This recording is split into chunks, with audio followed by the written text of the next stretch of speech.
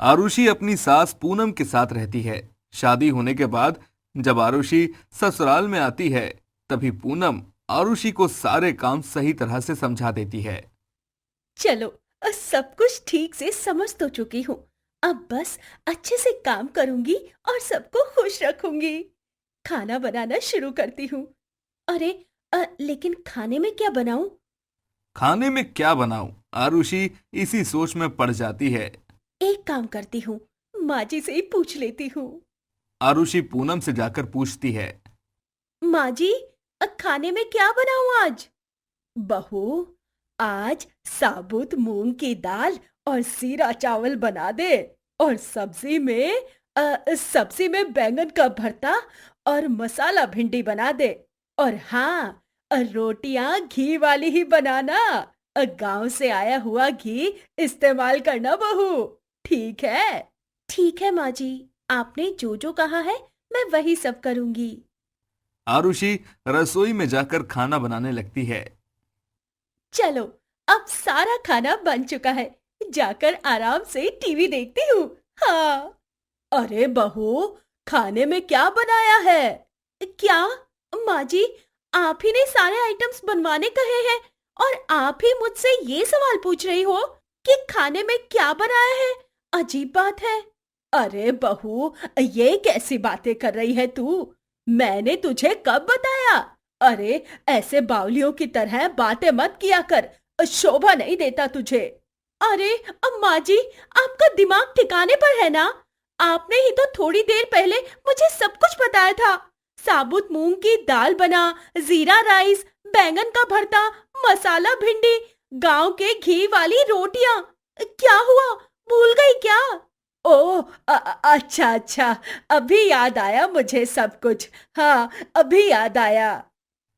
अगले दिन फिर से पूनम आरुषि को क्या क्या बनाना है ये बता देती है। और उसके बाद आरुषि जब सारा खाना बना देती है, तभी पूनम आकर उससे पूछती है। आरुषि बहू, आज खाने में क्या बनाया है? हे भगवान, क्या आप भी माँ जी? आप इतनी जल्दी सब कुछ कैसे भूल सकती हो? अरे, आपके सामने ही तो मैंने सारा खाना बनाया है। रोज आप ही मुझे सारे पकवान बनाने कहती हो और बाद में आकर मुझसे पूछती हो, खाने में क्या बनाया बहू? ये क्या बात हुई माँ जी? अच्छा, अरे क्या हुआ? इतनी नौटंकी क्यों कर रही है? याद नहीं था, इसीलिए पूछने चली आई। ये आजकल की बहुएं भी ना, कलमुही कहीं की, सिर्फ नौटंकी करने दे दो इन्हें। हुँ। इतना कहकर पूनम वहां से चली जाती है। तभी गुस्से से आरुषि कहती है। खुद पहले इतनी नौटंकी करती है और सारा बिल मेरे नाम पे फाड़ती है। बेवकूफ बुढ़िया। हुँ।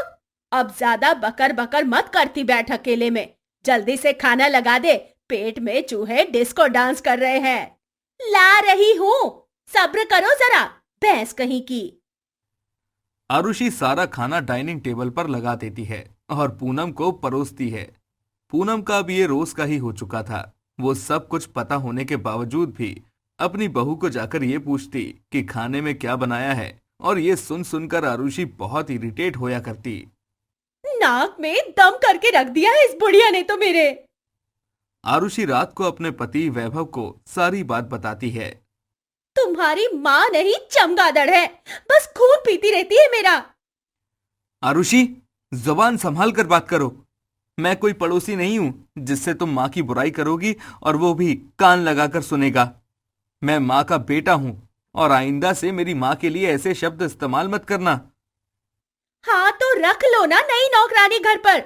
वैसे भी तुम्हारी माँ जो है, उसने तो मेरा जीना हराम कर दिया है, ये पूछ पूछ कर कि खाने में क्या बनाना है, जबकि उन्हें सब कुछ पता होता है कि खाने में क्या बनाया है। मुझे तो लगता है कि वो जानबूझकर ऐसे बर्ताव करती है मेरे साथ। उन्हें इस सब में मजा आता है। आरुषि, ऐसी बात नहीं है। माँ को भूलने की आदत है। वो बूढ़ी हो चुकी हैं, इसलिए वो छोटी छोटी बातें भूल जाती हैं। तुम्हें इस बात को समझना होगा। क्या? हाँ आरुषि, उन्हें भूलने की आदत है, इसलिए वो तुमसे बार बार वही सवाल पूछती रहती हैं। आरुषि अब अपनी भुलक्कड़ सास की भूलने की आदत से परेशान सी होने लगी थी। इसलिए वो काम वाली रखने का फैसला करती है। क्या? काम वाली? हाँ वैभव, मैं तुम्हारी भुलक्कड़ माँ को और बर्दाश्त नहीं कर सकती हूँ। घर के सारे काम करते वक्त वो 10 सवाल पूछ पूछ कर मुझे बहुत इरिटेट करती है। जैसा तुम्हें ठीक लगे आरुषि। अब मैं तुम्हें इस सब में क्या कहूं, लेकिन तुमसे ये उम्मीद नहीं थी कि तुम मेरी माँ के बारे में ऐसा कुछ सोचोगी। आरुषि काम वाली को काम पर रख लेती है, लेकिन काम वाली गुनगुन बड़ी ही अतरंगी होती है। हो लगावेलू जब लिपस्टिक, हिलेला सारा डिस्ट्रिक्ट, जिल्ला टॉप लागेलू, हो जिल्ला टॉप लागेलू, कमरिया टिंचक, कमरिया टिंचक, कमरिया करे ला ला लाप, लॉलीपॉप लागेलू। अरे ओ गुनगुन, ऐसे सफाई कौन करता है भला? तुम्हारा दिमाग खराब हो गया है क्या? ये नाच गाना बंद करो और ठीक से सफाई करो। देखो कितना कचरा रह गया है उस साइड भी, और ये देखो यहाँ भी। ठीक से सफाई करो। ठीक बार से दीदी। गुनगुन कोई भी काम सही से नहीं करती है और वो हर एक काम बिगाड़ती रहती है। हे भगवान, ये तूने क्या कर दिया गुनगुन? तूने मेरी नई साड़ी जला दी इस्त्री से। ओ गलती से मिस्टेक होई गवा दीदी, अब माफ कर दो ना। माफी? तुझे इसके बदले में माफी चाहिए गुनगुन। मैं तेरी तनख्वाह में से पैसे काटूंगी, तब तेरी अकल ठिकाने आएगी। अब से तू जो भी नुकसान करेगी, मैं तेरी तनख्वाह में से उस नुकसान की भरपाई करूंगी। हाँ। पहले आरुषि अपनी भुलक्कड़ सास से परेशान थी और अब इस अतरंगी नौकरानी से। सारा काम बिगाड़ती जा रही है ये गुनगुन दिन ब दिन, और ठीक से सफाई भी नहीं करती है। माँ जी के तानों से और भुलक्कड़पन से तो मैं बच रही हूँ, लेकिन उसके बदले में मुझे गुनगुन के नखरे सहने पड़ रहे हैं। नहीं नहीं, अब बस बहुत हुआ। मैं गुनगुन को काम से निकाल दूंगी और सारे काम खुद ही करूंगी। आरुषि अब गुनगुन को काम से निकाल देती है और खुद ही सारे काम करने लगती है, जिसके बाद फिर से उसकी सास उसके पास आकर बोलने लगती है। और बहू, खाने में क्या बनाया है आज? ओफो, आ गई आप फिर से। देख लीजिए खुद ही क्या बनाया है। मुझसे पूछिए मत यूं बार बार आकर, मेरे कान थक गए हैं अब। हं, नालायक कहीं की। सास से कैसे बात करते हैं, ये तो इस जन्म में कभी सीख ही नहीं पाएगी। तेरे घर वालों का ही कसूर है इस सब में। उन्होंने ही तुझे सही तरह की परवरिश नहीं दी है शायद। माँ जी, आप मेरे घर वालों के बारे में ऐसे नहीं बोल सकती हो, समझी आप? हाँ तो एक अच्छी बहू बनकर दिखा, तब मैं मानूं। फिर एक दिन जब आरुषि अचानक से सीढ़ियों से गिर जाती है, तभी उसका पैर फ्रैक्चर हो जाता है और उसे डॉक्टर 1 महीने के लिए बेड रेस्ट करने को कह देता है। तभी पूनम ही सारे काम किया करती है, और तो और वो आरुषि का एकदम अपनी बच्ची की तरह ख्याल रखती है। ये ले आरुषि बहू, तेरे लिए हल्दी वाला दूध, और ये तेरे मनपसंद बिस्कुट। माँ जी, अब मुझे माफ कर दीजिए। आपको भूलने की आदत है, और आप उस वजह से मुझे दिन रात परेशान करती हो, और मैं आपको कितना कुछ सुनाती रहती हूँ। लेकिन आज आप सास नहीं, बिल्कुल मेरी माँ की तरह मेरा ख्याल रख रही हो। मुझे ये देखकर बहुत शर्मिंदगी महसूस हो रही है। मैं आपकी बेटी नहीं बन पाई, लेकिन आप मेरी माँ बन गई। ऐसा कुछ भी नहीं है मेरी लाडो, तू तो मेरी बेटी ही है, बहू थोड़ी है। चल, अब ये सारे गिले शिकवे छोड़कर अब एक नई शुरुआत करते हैं। हाँ माँ जी। आरुषि अपनी सास के गले लगती है और उस दिन के बाद से दोनों के बीच एकदम माँ बेटी की तरह रिश्ता हो जाता है और दोनों आपस में प्यार से रहने लगती हैं और आरुषि भी एक अच्छी बहू बन जाती है। एक गांव में कोलूचंद नाम का एक लड़का रहता है, जिसकी अभी शादी की उम्र हो चली थी, लेकिन वो अभी तक आराम से घर पर ही बैठा होता है और खा खाकर मोटा हो चुका होता है। उससे उसके माता पिता कविता और बंसीलाल बहुत परेशान हो चुके थे। वाह वाह वाह वाह वाह माँ, आज आपने गाजर का हलवा बनाया है। बहुत ही अच्छी महक आ रही है। जल्दी जल्दी दे दो मुझे, मैं तो पूरी कढ़ाई भरकर खाऊंगा ये गाजर का हलवा। अरे नालायक निकम्मे लड़के, तुझे बस खाना ठूसना आता है। अरे शादी की उम्र हो चुकी है और अब तक तू अपने पैरों पर खड़ा भी नहीं हुआ है। घर में बैठकर बस खा खा कर सांड की तरह फैलते जा रहा है। ना ठीक से पढ़ाई की, ना कुछ काम कर रहा है। ना जाने क्या होगा रे तेरा, है बेवकूफ कहीं का, निठल्ला निकम्मा। अरे माँ, भाऊजी, आप दोनों टेंशन क्यों लेते हो? मैं हूं ना।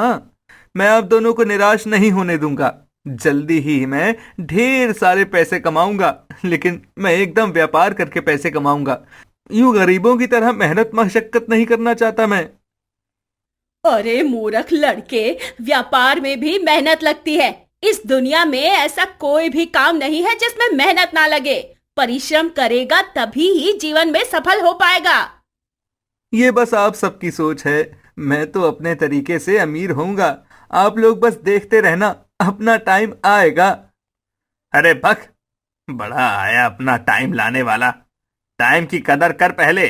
दिन भर बस बीमार पेशेंट की तरह सोता रहता है। पेट देख, पेटू हो गया है एकदम। और बात करता है। फालतू के डींगे हाँकने दे दो बस, इस घन चक्कर घूंचू को। गोलू चंद एक रोज जब शहर में अपना पसंदीदा बर्गर और पिज्जा खाने जाता है, तब वो देखता है कि वहां पर तो बस आईफोन का ही बोलबाला चल रहा है। अरे वाह, आईफोन 15 लॉन्च हो गया। ये तो बहुत बड़ी बात है भैया। आईफोन 15 तो वाकई में काफी अच्छा है। हाँ, बस अब हर जगह आईफोन 15 ही ट्रेंड कर रहा है। वाह वाह वाह वाह, काश मेरे पास आईफोन का स्टॉक होता तो मैं उसे अपने गांव में बेचता और बहुत अमीर बन जाता। शहर से गांव आते वक्त गोलू चंद को जंगल में एक पेड़ के नीचे एक साधु महाराज दिखाई देते हैं। वो उनके पास जाकर अपनी इच्छा व्यक्त करता है। महाराज जी, मुझे अमीर बनना है, वो भी बिना किसी मेहनत मशक्कत के। क्या ऐसा मुमकिन हो सकता है? आजकल आईफोन का काफी डिमांड चल रहा है। मुझे आईफोन का व्यापार करने की इच्छा है।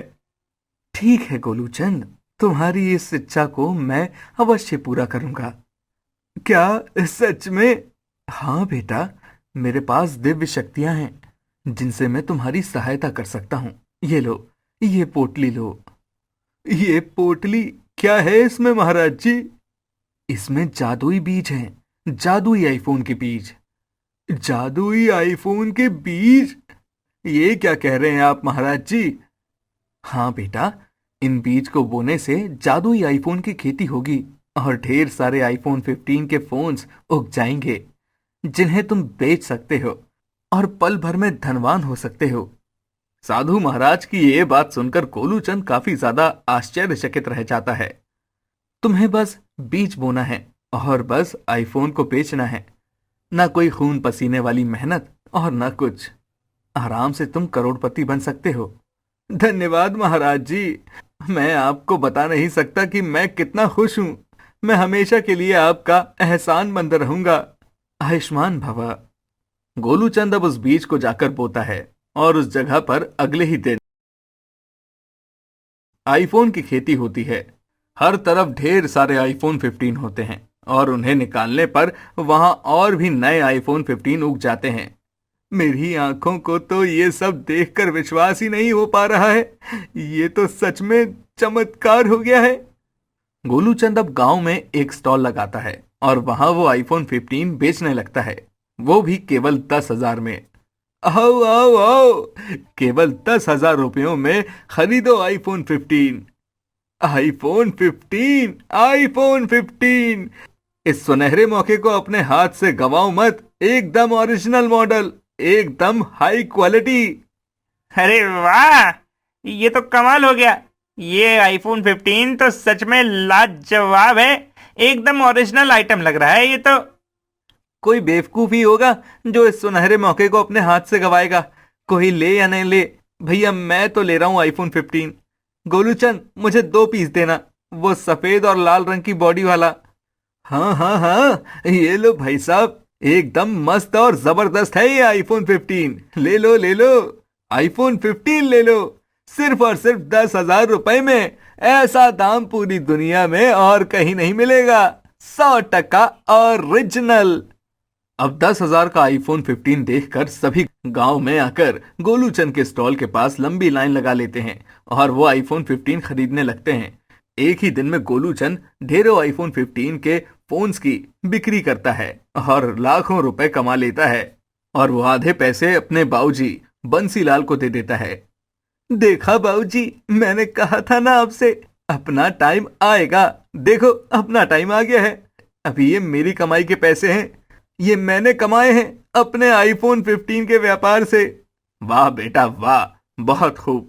मुझे लगा था कि तू तो बस हवा में ही बातें करता रहता है, लेकिन तू जो कुछ भी कह रहा था तूने आज वो सब कुछ असलियत में करके दिखाया है। मुझे सच में बहुत गर्व महसूस हो रहा है बेटा तुझ पर। हाँ गोलू बेटा, हमें तुम पर नाज है। यूं ही तरक्की करते रहो और खूब आगे जाओ बेटा। लेकिन एक बात बताओ गोलू, तुम्हारे पास इतने सारे आईफोन कैसे आए? बारे बाबूजी, आप आम खाइए ना, गुठलियां क्यों गिन रहे हैं? मेरे दोस्तों का ग्रुप है, हमने आईफोन 15 को कम दामों में खरीदा है। व्यापारियों से कभी नहीं पूछते कि उन्होंने व्यापार कैसे किया है। काफी झोल झाल किया है बाबूजी, लेकिन आप चिंता मत कीजिए, मैंने कोई गलत काम नहीं किया है। आपकी तरह ईमानदारी से ही काम किया है, जो कुछ भी किया है। चलो ठीक है बेटा, तुम कह रहे हो तो तुम्हारी बातों पर हम आंख बंद करके विश्वास कर लेते हैं। गोलू बेटा, आज मैं तेरी पसंद के सारे पकवान बनाऊंगी। आज तूने जीवन में पहली बार इतने सारे पैसे कमाए हैं। आज तो बहुत खुशी का दिन है। हाँ माँ, जल्दी बनाओ, मेरे पेट में भी चूहे डिस्को डांस कर रहे हैं। गोलू चंद के माता पिता को लगता है कि उसने एक नेक काम किया है, लेकिन किसी को जादुई आईफोन की खेती के बारे में कुछ भी नहीं पता था। लेकिन 2 दिन बाद अचानक से सभी गांव वासियों का आईफोन 15 बंद पड़ जाता है और काम नहीं करता है। तुम्हारा भी आईफोन 15 खराब हो गया है? हाँ हाँ, मेरा भी और बाकी सबका भी। क्या? लेकिन ये कैसे हो सकता है? मुझे लगा ही था कि कुछ ना कुछ तो गड़बड़ जरूर होगी, और वही हुआ। उस मोटे गोलू चंद ने हमें अच्छा चूना लगाया है। 10,000 में ये सड़ा हुआ और डुप्लीकेट आईफोन 15 बेचकर। आज उस गोलू चंद की खैर नहीं। चलो गांव वासियों। सभी गांववासी एक साथ गोलू चंद के पास जाते हैं और उसे खूब मारते हैं और उससे अपने सारे पैसे भी ले लेते हैं। धोखेबाज, मक्कार आदमी, अरे तुम्हें शर्म नहीं आई सभी गांव वासियों के साथ इतना बड़ा स्कैम करने में? आज अपने पैसे लेकर तुम्हें छोड़ रहे हैं, लेकिन अगली बार अगर तुमने ऐसा कोई कांड किया तो तुम्हें सच में पुलिस के हवाले कर देंगे। नहीं नहीं नहीं, माफ कर दीजिए मुझे, मैं आइंदा से ऐसा कुछ भी नहीं करूंगा। सब चले जाते हैं और वहां पर साधु महाराज आते हैं। क्यों गोलूचंद, मिला तुम्हें तुम्हारे कर्मों का फल। तुमने हमेशा से ही मेहनत करने से अपने कदम पीछे रखे। तुम्हें बिना कुछ परिश्रम किए ही अमीर होना था, जबकि ये सरासर गलत है। मेहनत करोगे तभी सफल हो पाओगे, वरना यूं ही जीवन में हारते ही रहोगे। मुझे माफ कर दीजिए महाराज जी, आपने मुझे इस हादसे से सबक सिखाकर बहुत अच्छा किया है। अब मेरी आंखें खुल चुकी हैं और आज के बाद मैं कभी आलस नहीं करूंगा और मेहनत करके पैसे कमाऊंगा। इस हादसे से गोलू चंद को एक बहुत बड़ा सबक मिलता है और वो उस दिन के बाद से मेहनत करके पैसे कमाता है और जीवन में खूब सफल होता है।